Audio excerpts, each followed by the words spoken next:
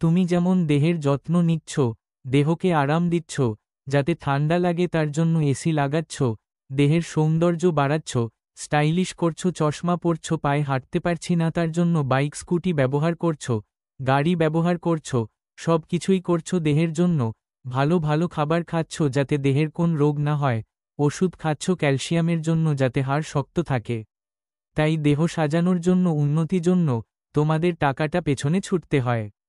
ঠিক তেমনি আত্মা উন্নতির জন্য কি কি করা উচিত? ১. সততার পথে চলা। ২. পরোপকার করা। ৩. সৎ সাহচর্যে থাকা। ৪. ক্ষমা করা ও ক্ষমা চাওয়া। ৫. ঈশ্বরের প্রতি ভক্তি রাখা। ৬. অহংকার ও লোভ ত্যাগ করা। ৭. পাপ ও অন্যায় থেকে দূরে থাকা। ৮. নম্রতা ও বিনয় চর্চা করা। ৯. নিজের ভুল স্বীকার করা। ১০. শ্রদ্ধা ও কৃতজ্ঞতা প্রকাশ করা। ১১. লোভ দূর করা। ১২. হিংসা দূর করা। ১৩. সাহায্য করা। ১৪. হত্যা না করা। তাই যদি সত্যিকারের উন্নতি চাও, শরীরের নয়, দেহের নয়, আত্মার উন্নতি করুন।